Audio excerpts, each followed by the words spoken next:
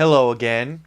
I'm here with another book tag. Heather Dowell tagged me in the Pray for the Wicked book tag. Not familiar with the band, but I'm going to answer the questions anyway. First question, a silver lining, a book you didn't expect to like but love, or a not so great book with a silver lining that kept you hooked. Well, I'm gonna go with a book that I didn't expect to like that I wind up loving, which is the short story collection of Ronald Malfi, We Should Have Left Well Enough Alone. I'm not usually a fan of short story collections, or if I find them they're kind of okay, or just, if I find more good than bad, I'm happy. But this one, I really liked. I liked pretty much every story in this, which is rare for me with a short story collection. I actually have picked up some Ronald Malfi books this month because of this short story collection, because I always had them on the back of my mind after reading this. So this is definitely a big surprise for me as far as a book that I didn't expect to like that I wind up really loving. Next question, Saturday night. Either a book that you were thankful was over, or a book you could spend all Saturday night reading. Well,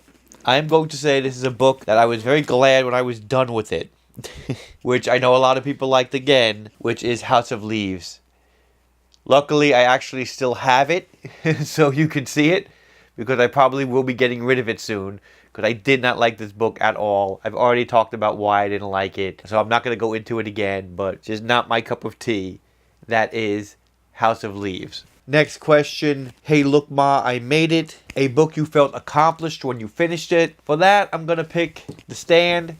When I did finish it the first time I did read it, it was probably the biggest book I read up to that time. So I really felt like it was an accomplishment reading this book. Since then I have read big books, but The Stand was probably the first huge book that I read. Next question, High Hopes. A book you had high hopes for but fell flat. For this one, I'm going to pick the recent Devils into Dust. I really thought it was going to be a good book. I really liked the time period.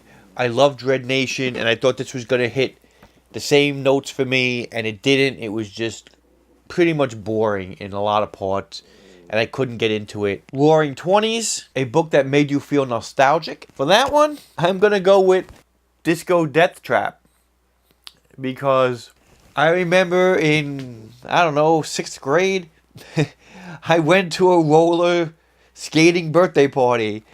I remember all of the things they talked about in this book. I really definitely, after reading this book about a killer on roller skates, it pretty much, brought back a lot of memories of old roller skating movies, all the times that, there were slasher movies around at the time as well. So it definitely brought me back to that time, and I had a blast. But this is definitely a book that brings back a lot of nostalgia.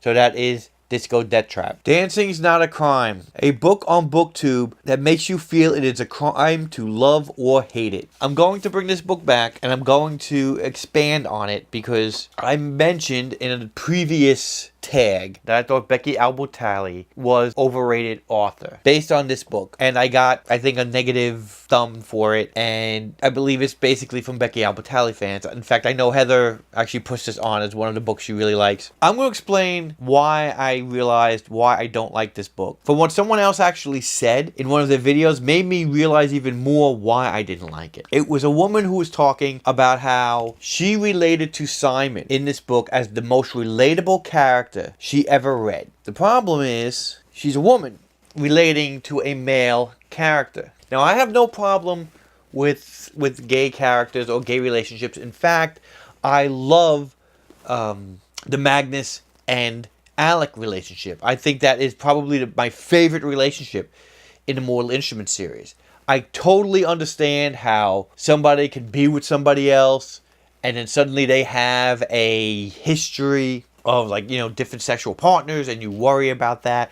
I completely understood it. I completely understood how you could feel like that. As a guy, I understood that. And I could understand their relationship as far as what it was. And I loved their relationship. Simon versus the Homo sapien. Simon and his love interest honestly felt like two girls being in love who had no experience. That to me is what it read like. And that is why I had a problem with it. I could not connect with the character at all. I really had a problem with the relationship because I just didn't feel believable to me. Now, I'm sure there are gay people in life who read this book and really like it.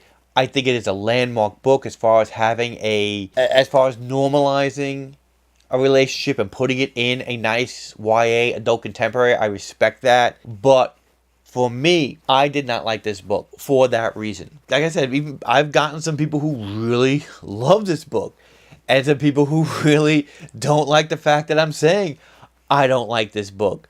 I probably even was a little light on this book when I actually reviewed it negatively. For me, it's just not a true account book. I don't feel it anyway as far as connecting to these characters. And if you're an author, for me, you have to connect to the characters. It doesn't matter if it's two women or two men or two something. There has to be some universal ideals. And I didn't feel that in this book. Usually, one person's more experienced than the other. It's usually not two people who are completely inexperienced in a relationship having that. So it was just something that I just wasn't connecting with. And for me, that's why I just could not get into this book. And I'm sorry if you did. I understand if you did. But I just want you to understand that I didn't. And I'm sorry again about that. Let's all just get along and just accept our differences of opinions. Next question. One of the drunks. A book you felt drunk on that left you in a book hangover. For me, I'm going to pick Renegades on this because I love this book. The more I think about it, the more I realize how great a book it is. It got me thinking. It's the kind of book that after I read it and sat it down, of course I want to read the next one right away, but it definitely got me thinking. Got me thinking about the superhero world as far as, good guys and bad guys, and concept of, is there too much order and self-determination, and the way she wrote superheroes, which is a genre that has been around now for almost 100 years, and the way she actually injected some new things into it, especially considering how popular this genre has been and how many different ways superhero books have been written. The fact that she wrote a book to me that made me question things, that made me think about what a superhero world would be like, and some of the implications that no one else I've seen touched on, just left me really thinking about this book. And again, just one of my favorite YA books is Renegades. The Overpass, a book that deals with a difficult subject matter. For that, I'm going to deal with The Belljaw. This is definitely a book that dealt with some difficult subject matters, feminism, depression, institutionalizing of people, and it was just a very powerful book. Next question. Rise of the Clouds, your go-to book to be happy. Now, I don't read books on multiple occasions too often, and to be honest with you, I haven't read this book more than once, but I do plan on reading it again, and to me, it's just a feel-good story that is a perfect read every year. So I'm definitely going to put this down as the book that will make me happy, and that is The Afterlife of Holly Chase, which is basically a Scrooge retelling, which I plan on reading at Christmas time because I did enjoy it the first time I read it, and hopefully I will continue to enjoy it for Christmases to come. Really fun book. And that's my answer to that question. Next question. Old Fashioned. Favorite book published before 2000. Now, I could have gone a lot of places with this. I mean, most people would say, I could go to any kind of Stephen King book. I could have even picked The Stand if I wanted to. That was, I think, before 2000. And there were a lot of books I could have gone with. But I decided to go with a very older book that is definitely before 2000. And I'm going to go with The Wizard of Oz. I really enjoyed this book. Just based on the last question, I don't read books too often, reread books.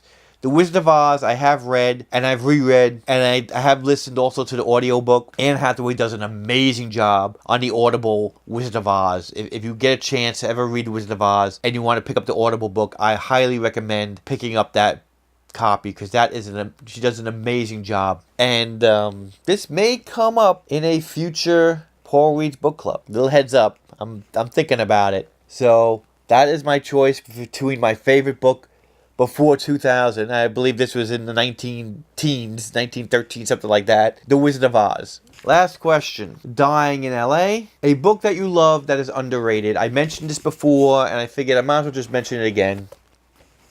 And that is Rewind.